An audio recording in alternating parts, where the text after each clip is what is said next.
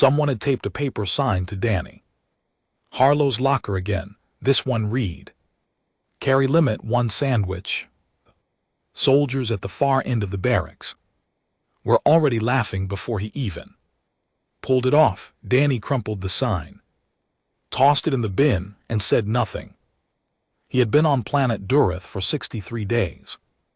Now, and every single one of those days had reminded him that he did not belong here, the 9th combined species.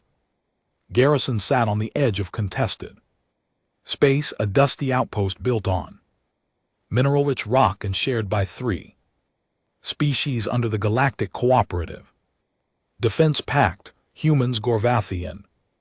Lessery served side by side, though. Side by side was a generous way to describe how most of them treated each other. The Gorvathi were massive reptilian warriors with 4 arms and armored skin. They respected only strength. The Lessery were slender, blue-skinned healers with empathic abilities. They kept to their medical wing and avoided conflict, and humans fell somewhere in between, trying to prove they deserved a seat at the galactic table. Danny was not helping that cause, but he was the smallest soldier in the garrison, not just among the humans, but across all 3 species. He could not finish a standard combat drill without his legs giving out. He could not carry the minimum field pack over rough terrain. His shooting scores were acceptable, but acceptable did not matter when everything else about him screamed liability. His assignment to Durith had been a mistake. A bureaucratic error in enlistment system had sent him to a combat garrison instead of the research station on Lyra, for where he was supposed to study alien biology. By the time the error was caught, the transfer window had closed. He was stuck. Sergeant Ryn Galloway made sure Danny knew exactly how he felt about that. Harlow, you're the single greatest waste of oxygen this garrison has ever processed, Galway said during morning drill, loud enough for everyone to hear. If the enemy attacks, your job is to stay out of the way. Can you man it? That, Danny nodded. He'd learned that. Answering back only made it worse. The Gorvathi soldier named Brem was even less subtle. Brem stood nearly 3 m tall and could bend steel bars with his lower arms while eating lunch with his upper ones. He called Danny the Bone, which was a Gorvathi insult, meaning something too thin and useless to eat. Every time Danny entered the training yard, Brem would announce to whoever was nearby that the bone had arrived, and everyone should lower the difficulty so he would not break. Danny took it all. He took it because he had no choice, and because arguing with a creature that could crush his skull with one hand seemed like poor strategy. But Danny was not useless. He was useless at the things they valued, which was a very different thing that a teen knight. While the rest of the garrison drank and gambled and slept, Danny studied. He read xenobiology texts. He memorized the anatomical structures of 47 known species. Snorts. He taught himself to read architects' script from declassified files, translating the language of a civilization that had been dead for 10,000 years. He studied the geological surveys of Durith and noticed patterns in its subsurface readings that the garrison science team had overlooked. Nobody cared about any of that, not here. The only language that mattered was violence, and Danny could barely speak a word of it. The only person who treated him with any decency was Kala, a least sorry medic who worked the night shift in the medical wing. She was quiet, careful, and she had a habit of checking on Danny after particularly bad training sessions. One night, she found him sitting on the floor of the med bay with ice packs on both knees and a bruise covering half his face from a sparring accident that Bram had arranged. Kala ran her scanner over him and frowned. Your cellular readings are unusual, she said.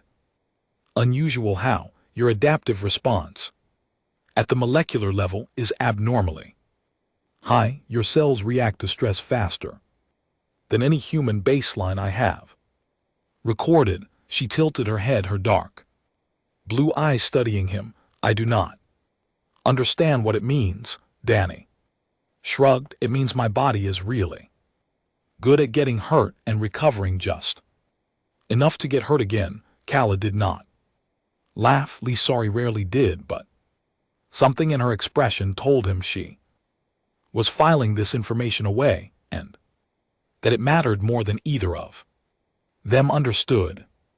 Later that week, Danny found something else that mattered. He had been studying the subsurface scans of the garrison's foundation when he noticed an anomaly, a hollow space beneath the eastern storage block that did not match any known construction. He went to investigate on his own, partly because he was curious and partly because nobody would have come with him if he asked. Behind a collapsed wall in the lowest subbasement, he found a passage. It was old, older than anything the garrison had built. The walls were smooth and covered in architect script that Danny could partially read. He followed the passage for nearly 200 m.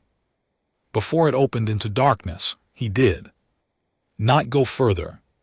Not yet, but he stood at the edge of that darkness and felt something he had not felt since arriving on Durith. He felt like he had found something that was meant for him.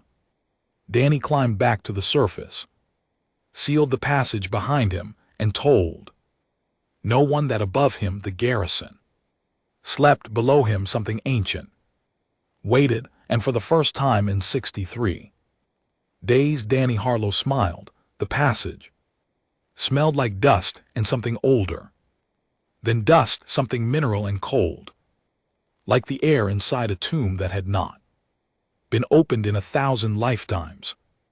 Danny moved through it with only a hand torch and a portable scanner, his boots scraping against stone that had been smooth once, but it cracked with the weight of centuries. The walls were covered in architect script, and he read what he could as he walked. Most of it was technical specifications, measurements. The architects had not been poets or philosophers. They had been engineers, weapon engineers. Every structure they built, every system they designed had one purpose: destruction. Danny had studied enough declassified material to know the basics. The architects had dominated this region of space 10,000 years ago. They built weapons that could crack moons and parasites that could consume entire ecosystems, and then, without warning, they vanished. Every record simply stopped. No war, no plague, just silence. The passage widened into a chamber. Danny swept his torch across the space and felt his breath catch that. It was enormous. The ceiling rose at least 30 m above him, supported by columns carved with symbols he could not translate. In the center of the chamber sat a containment pod, roughly the size of a human coffin, made from a dark metal that seemed to absorb the light from his torch rather than reflect it. Inside the pod something moved. Danny stepped closer. His scanner picked up readings that made no sense. Organism inside was partially organic and partially synthetic, biomechanical, alive but not in any way that matched known biology. It shifted like oil on water, black and fluid, pressing against the walls of its container with slow, deliberate movements, the containment field around the pod flickered. Danny checked the power readings and felt his stomach drop. The field was running on residual energy. It had been failing for centuries, losing power one fraction at a time, and it was now close to nothing. That he should have left, he should have gone back to the surface, reported they. Find and let the garrison science team handle it. He turned to leave. Containment field collapsed. The sound it made was not a crash or a shatter. It was a whisper, a soft exhale, like something finally letting go of a breath that had held for 10,000 years. The organism launched from the pod faster than Danny could react. It hit him in the chest and spread across his body. Like liquid shadow, he felt it push through his skin, not cutting but dissolving, passing through the barrier of his flesh as if it were nothing. Danny screamed. He hit the floor, clawing at his chest, his arms, his face. The organism was inside him now.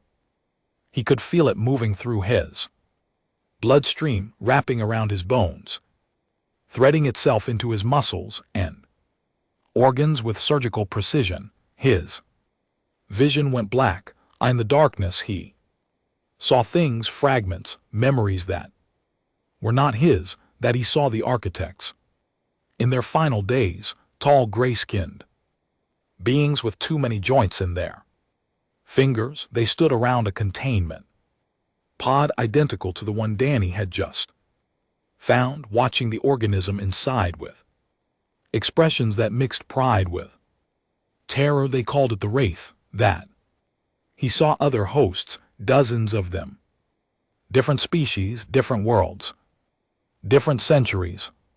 The Wraith bonded with each of them, and each time the result was the same. The host cells could not handle the rewrite. Their biology fought the integration and lost.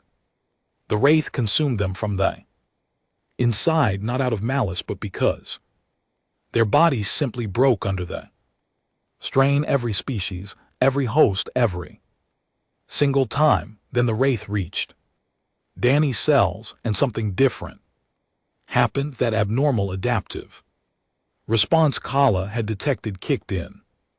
Danny's human biology did not reject the parasite. It did not fight the rewrite.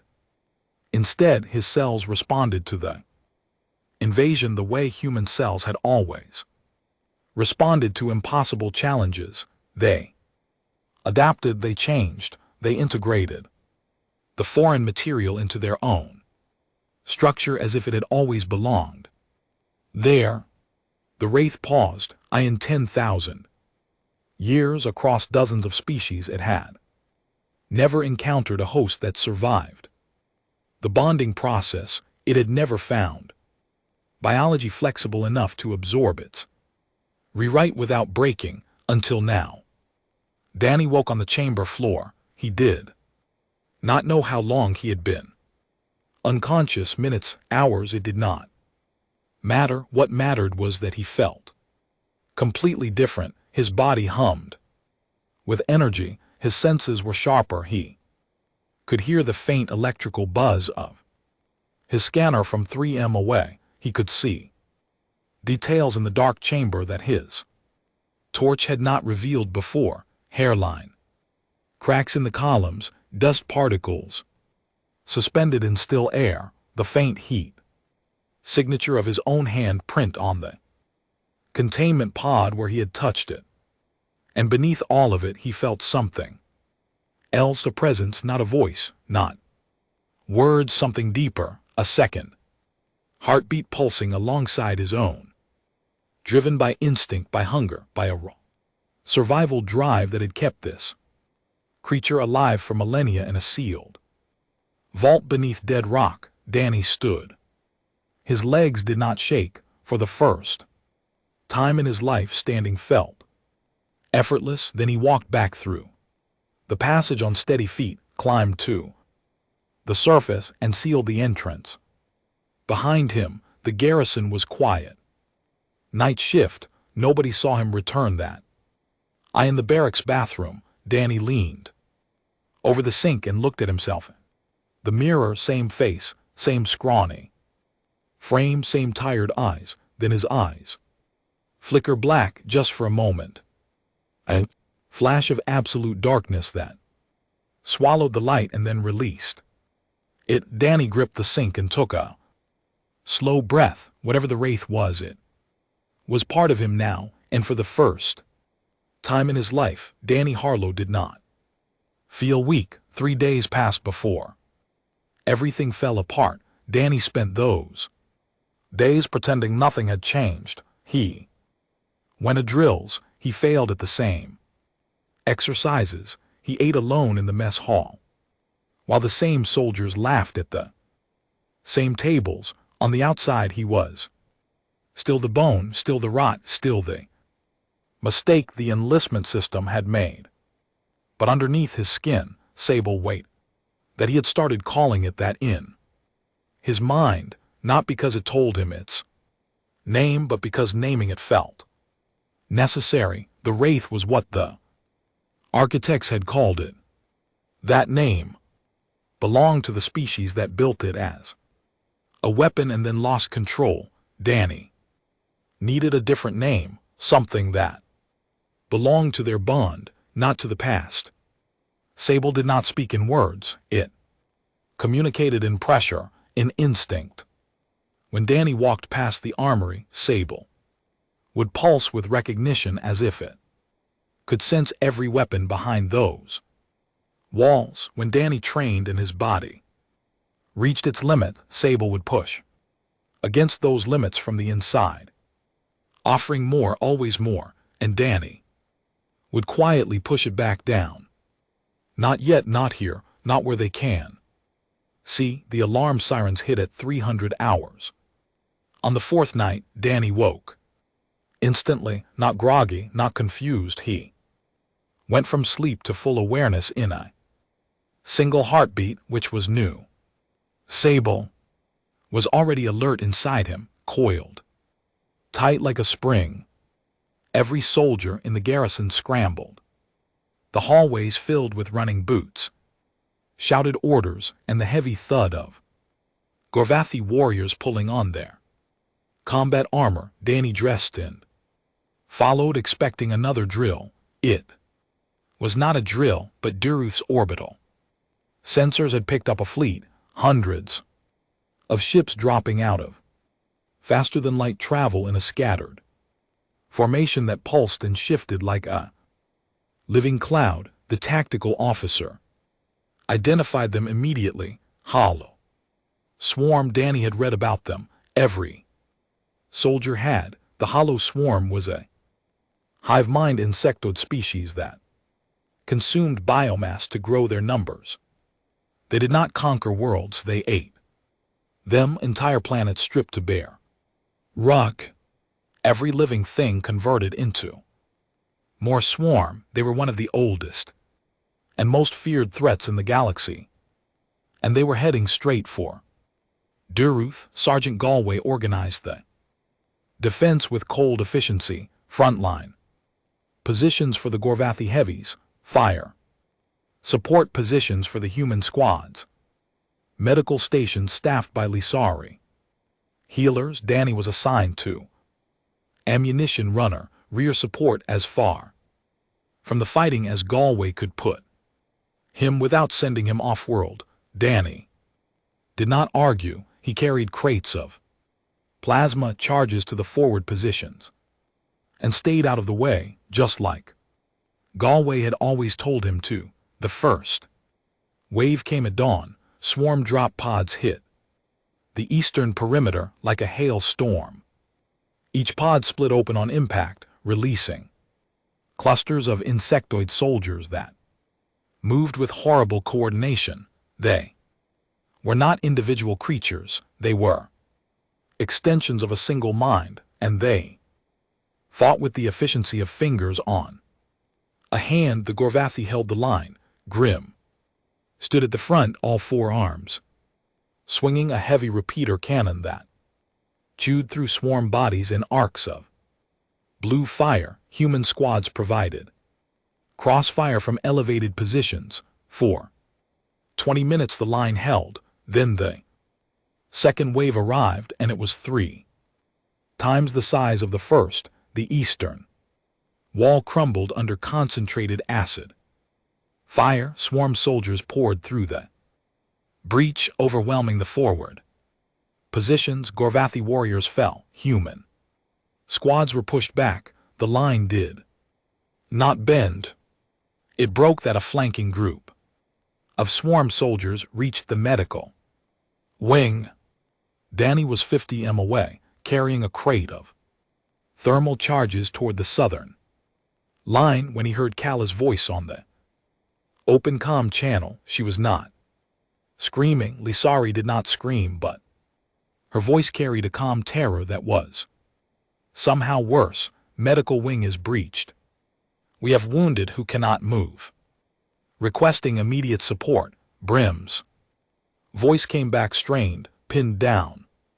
Cannot reach you. Galway's voice. All units engaged. Hold position. Danny dropped the crate and ran. Danny did not think about it. He did not weigh the options or calculate the odds. Kala was going to die, and the thing inside him would not let that happen. Danny reached the medical wing and found chaos. 6 swarm soldiers had broken through the wall and were advancing on the wounded.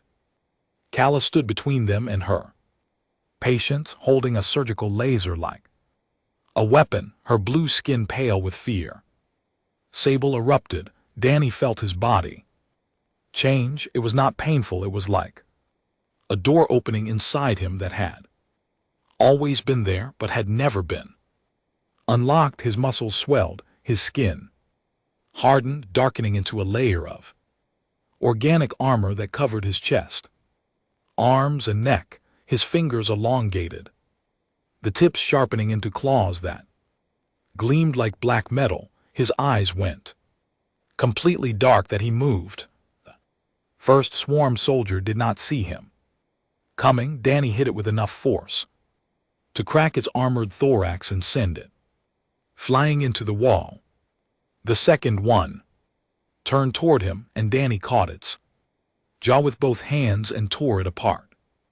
He was faster than anything human had a right to be. He moved through the swarm soldiers like a shadow with teeth, ripping, crushing, breaking. One of them sprayed acid at his shoulder. The armor absorbed it. The wound beneath healed in seconds. That in under a minute all 6 were dead. Danny stood in the middle of the destroyed medical wing, breathing hard, his clawed hands dripping with alien blood. The dark armor slowly receded back under his skin. His eyes faded from black to normal. That he looked at Kala. She stared back at him, scanner hanging loose in her hand.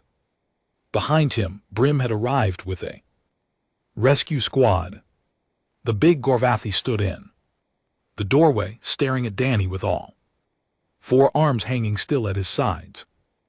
Nobody said a word. That Danny's legs buckled and he sat down hard on the floor. The bone had just shown his teeth. The containment cell was not locked from the outside. Danny could have left at any time, but he stayed because he understood why they put him there, and because the look on Brim's face when the Gorvathi had watched him tear apart 6 swarm soldiers with his bare hands was something Danny could not forget. That it was not hatred. It was not even angered. It was fear, pure, honest fear on the face of a creature bred for war. Danny sat on the metal bench inside the cell with his hands on his knees, staring at the wall. Sable was quiet inside him, resting like a cat after a hunt, satisfied and still. The bond between them pulsed gently with each heartbeat. Outside the cell, Kale sat on a supply crate with her legs crossed. She had not left since they brought Danny here. Her scanner rested in her lap, and every few minutes she checked his readings without being asked. Your cellular structure has been completely rewritten, she said, her voice soft and clinical. Bone density has increased by 300%. Muscle fiber count has doubled. Neuro response time is 10 times faster than human baseline. She paused. It is still changing. Organism inside you is not finished integrating. What happens when it finishes? Danny asked. I do not know. No species has survived this process before. You are the first. That word sat between them like a stone. First. Sergeant Galway wanted Danny shipped off-world immediately. He made his case to the garrison commander in a briefing. Danny was not invited to, but heard about within the hour. Galway argued that Danny was compromised, that the organism could take control at any moment, that keeping him in the garrison was like storing a live warhead in the mess hall. The garrison commander listened but made no decision. Reinforcements were still days away. The swarm was still out there, and the only reason the medical wing still had living patients was because of what Danny had done. Brim came to see him on the second day. The Gorveth stood outside the cell, filling the doorway with his massive frame, all four arms folded tight across his chest. He did not speak for a long time. Danny waited. He had learned that Gorveth did not rush anything, especially words. I called you the bone, Brim said finally. His voice was low, rough, like gravel sliding over stone. I said you were too weak to serve, too small to fight, too thin to be worth feeding. Danny said nothing. I was wrong. Brim's jaw tightened. What you did in the medical wing was not the work of a weak creature, but I will tell you something, Danny Harlow. What I saw in that room scared me, and I'm not a being who scares easily. It scared me too, Danny admitted. Brim studied him for a moment. Then he unfolded his upper arms and placed one massive hand flat against the cell barrier. A Gorvathi gesture Danny recognized from his studies. It meant acknowledgement. Not friendship, not trust, but recognition that someone had proven themselves worthy of being seen. Danny placed his hand against the barrier on the other side. Brim nodded once and left. On the third day, Kala told Danny something that changed everything.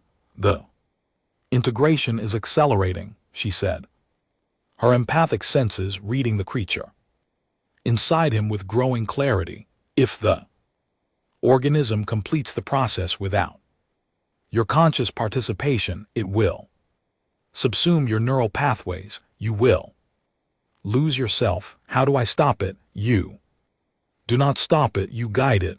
The organism responds to your intent.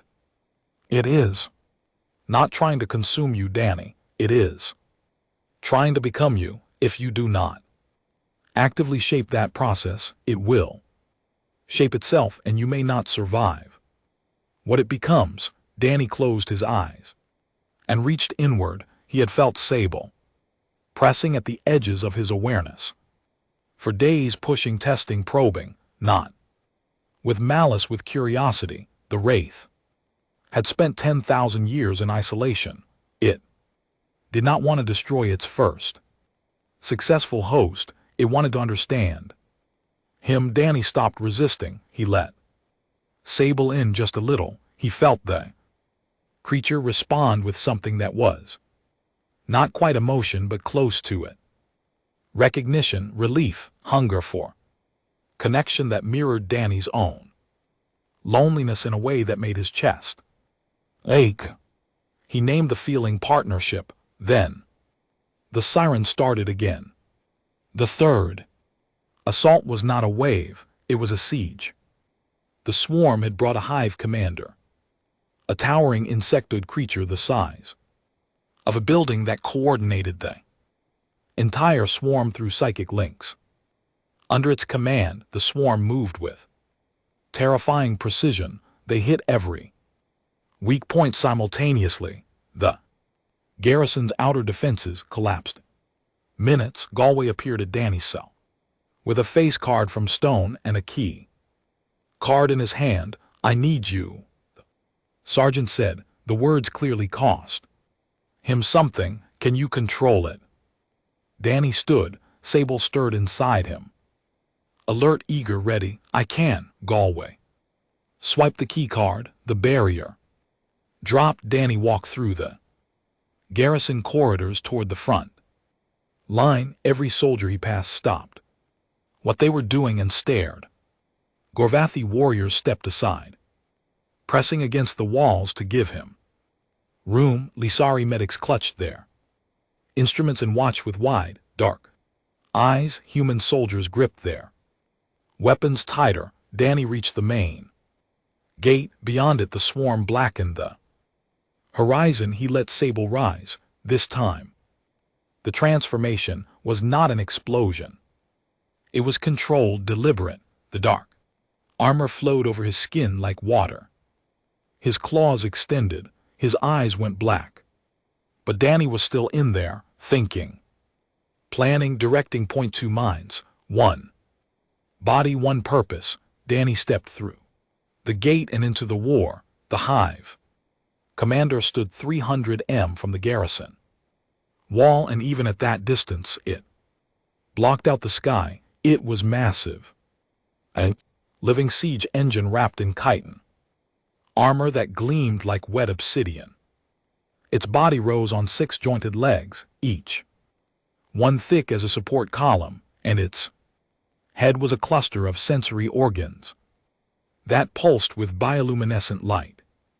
Every movement it made sent ripples of coordinated response through the swarm. Forces surrounding it. When it shifted left, 1,000 soldiers shifted left. When it raised one armored limb, a wave of reinforcements surged forward. Point one mind, one will, and it was winning. Danny crossed the scorched battlefield at a dead sprint, weaving through swarm soldiers that lunged at him from every direction. Sable handled the close range threats. The dark armor absorbed impacts. The claws cut through chitin like paper. Danny handled the navigation, reading the battlefield the way he used to read geological surveys, finding patterns, gaps, and openings that no one else could see. Behind him, the garrison was crumbling. The outer walls had fallen. Fire teams were pulling back to secondary positions. Brem had rallied a mixed squad of Gorvathi and humans to hold the central corridor, but they were losing ground. With every minute, Danny did not look back. His target was the hive commander, and every second he wasted meant more soldiers dying. That he was halfway across the field when the hive commander noticed him. The psychic pressure hit Danny like a wall of ice. The hive commander's mind reached out and wrapped around Sable with a casual precision of a hand closing around an insect. It recognized the wraith immediately. Architect, technology, a weapon from a dead civilization, and the hive commander wanted it. Sable screamed inside Danny's skull, not a sound but a sensation. Wrenching, tearing feeling as the hive commander tried to rip the symbiote away from host. Danny felt his vision split. His body stuttered. The dark armor flickered, receding in patches, leaving bare skin exposed. For a terrible moment, Danny felt Sable slipping away from him. The bond that had formed between them stretched thin, vibrating like a wire about to snap. Hive commander was ancient, powerful, and had dealt with architect weapons before. It knew how to break them. Danny fell to his knees in the dirt. Swarm soldiers closed in around him, sensing weakness. And then Danny made a choice that no previous host had ever made, that he stopped fighting for control. Every species that had bonded with a wraith had tried to dominate it. They had treated it as a tool, a weapon, a thing to be controlled. When the bond threatened to overwhelm them, they fought harder, gripped tighter, and broke. Danny let go, that he opened himself completely, every wall, every boundary, every instinct that told him to protect his own mind from the alien presence inside him. He dropped it all. He did not try to control Sable. He did not try to use it. He trusted it. Sable responded. The bond did not stretch. It deepened. The wraith poured into every corner of Danny's consciousness, and instead of consuming him, it merged with him. Two minds became one. Not a master and a weapon, not a host and a parasite. A fusion, something the architects had never designed, and the wraith had never experienced. Danny stood, the hive commander's psychic grip shattered like glass. What rose from the dirt was not Danny Harlow, and it was not the wraith. It was something new. The dark armor covered him completely now, sleek and seamless, moving with his body like a second skin. His eyes burned with a black light that left afterimages in the air. His claws were longer, sharper, and they hummed with an energy that made the ground crack beneath his feet. That he moved, the swarm soldiers between him and the hive commander dissolved. That was the only word for it. Danny passed through them so fast that their bodies did not fall until he was already past, carved apart by strikes too quick to see. He reached the hive commander in seconds. The creature roared. A psychic blast rippled outward, staggering every soldier on the battlefield. Danny absorbed it. Sable drank the energy and fed it back into their shared body. Hive commander struck with one massive limb. Danny caught it. The impact drove him backward, his feet carving trenches in the rock he held. His arms shook. Every fiber of his fused body screamed under the pressure. Then he pushed back. Danny climbed the hive commander's body, dodging strikes, clinging to the gaps in its armor, moving with the fluid precision of a creature that had studied anatomy its entire life, and now had the power to exploit every weakness it knew. He reached the central nerve cluster at the base of its skull. The hive commander thrashed, trying to shake him loose. Danny held on with one hand and drove the other through the armored plating. His clawed hand found a nerve cluster and crushed it. The effect was instantaneous. The psychic link that connected every swarm soldier to the hive commander severed. Across the battlefield, thousands of insectoid soldiers stopped moving simultaneously. Then they scattered, directionless, confused, crashing into each other and into walls. The hive commander collapsed. Danny rode it down, landing in the dust beside its massive skull as it hit the ground. The garrison soldiers stared. Then someone fired at a confused swarm soldier, and the spell broke. The counterattack began. To Danny's armor receded slowly. His claws retracted. His eyes faded from burning black to tired brown. He swayed on his feet. Kala reached him first. She caught his arm and held him steady. Your vitals are stabilizing, she said. Sable is resting. Danny managed a weak laugh. How did you know I named it Sable? I am an empath, Danny. I have known for days. Brim arrived next, covered in swarm blood and breathing hard. He looked at the dead hive commander. He looked at Danny. Then he extended one massive lower arm downward, palm open at a Gorvathi warrior salute reserved for those who had proven themselves beyond question. Danny took his hand. Durith looked different in the weeks that followed. The scars were everywhere. Collapsed walls, scorched earth craters where drop pods had hit, and long black stains on the ground where soldiers had been burned during the cleanup. But between the scars, new things were growing: temporary shelters, reinforced barricades, supply depots from the relief fleets that had finally arrived 6 days too late to do anything except help with the rebuilding. Danny stood on the garrison wall at sunset and watched the transport ships come and go. His body felt normal again.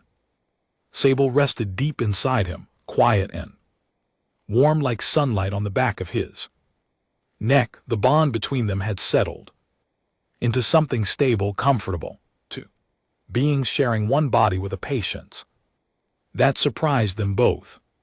The galaxy had noticed what happened on Durith. Reports had spread across every species network. Within hours of the battle, a human soldier had bonded with an architect Parasite and survived. Not just survived, he had used it to kill a hive commander in single combat and break a swarm siege that should have ended the garrison. Scientists from 12 species had requested access to study Danny. Military commanders wanted to know if the process could be replicated. Diplomats were arguing about whether the wraith classified as a weapon of war or a sentient being with rights. Danny had refused every interview, every study request, and every invitation to speak at councils or assemblies. He did not want to be a symbol. He did not want to be dissected. He wanted to be a soldier who did his job and ate his meals in peace. But one invitation he could not refuse. The Galactic Cooperative Council convened a special session on the matter of the Wraith. Symbiote representatives from 47 species sat in a vast semicircular chamber on the orbital station above Durith, and Danny stood at the center of it, wearing his standard garrison uniform with no medals, no decorations, and no armor. The Gorvathi representative spoke first, demanding that the organism be extracted and placed under military control. It was a weapon, he argued, a relic of a dead empire. Allowing it to remain bonded to a single soldier was irresponsible. The Lisari representative countered that forcible extraction would likely kill both the host and the organism, and that destroying a unique sentient life form violated 17 cooperative treaties. Point. 3 other species called for replication, 2 called for destruction. 1 suggested freezing Danny in stasis until a decision could be made, which drew uncomfortable silence from the human delegation. Then they asked Danny to speak, but he stood at the podium and looked out at 47 species who had spent the last hour debating his future as if he were not in the room. Sable is not a weapon, Danny said. His voice was steady, simple. He had never been good at speeches, so he did not try to give one. It is a living creature that spent 10,000 years trapped in a vault built by people who saw it as a tool and then abandoned it when they could not control what they had made. He paused.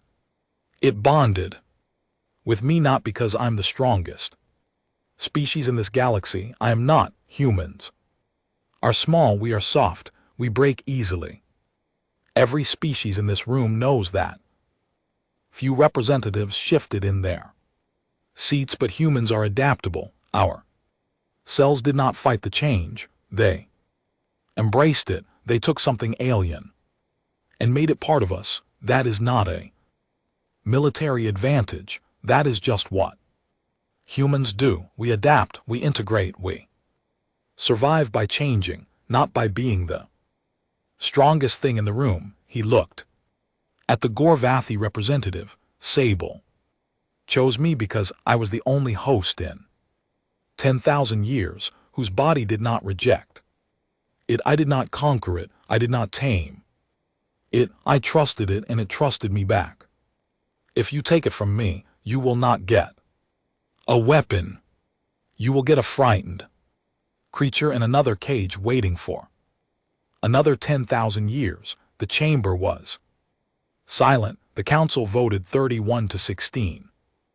Danny would retain the bond with monitoring and periodic reviews. He became the first officially recognized human symbiote soldier in galactic history. Back on Durith, life resumed. Galway found Danny in the barracks 2 days after the vote. The sergeant stood in the doorway for a long time, jaw working, before he reached into his jacket and pulled out a cloth patch. Combat Squad designation, frontline. Rated full operational clearance. Then he tossed it to Danny without a word. Danny caught it and understood.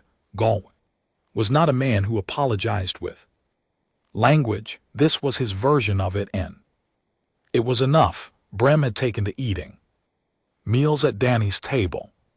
The big Gorvathi did not explain why, and Danny did not ask. They sat in comfortable silence, which in Gorvathi culture meant more than any conversation could. Kale continued her work in the medical wing, but she visited Danny every evening. She said it was for monitoring. Danny suspected it was for friendship. He did not correct her that on the day the new recruits arrived, Danny stood on the garrison wall with Bram beside him.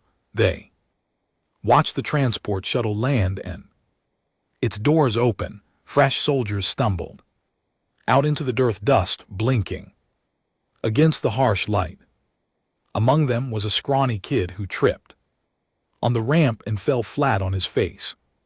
His gear scattered across the landing pad. The other recruits laughed. The kid scrambled to collect his things, face red, hands shaking. Danny watched him. That one, he said quietly. I want that one in my squad. Bram looked down at Danny and let out a low, rumbling laugh that shook his chest armor. You would, the Gorvathi said. Danny smiled.